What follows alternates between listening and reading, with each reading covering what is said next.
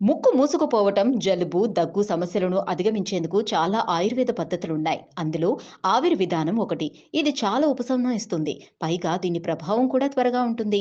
వేగవంతమైన ఫలితాల కోసం తేనె, అల్లం రసాన్ని వేడి నీటిలో కలుపుకొని తాగాలి.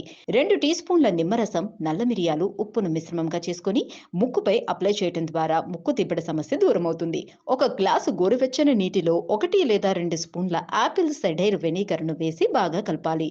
రోజుకు 3 పూటలా తాగితే ముక్కుదిబ్బడ నుంచి ఉపశమనం లభిస్తుంది.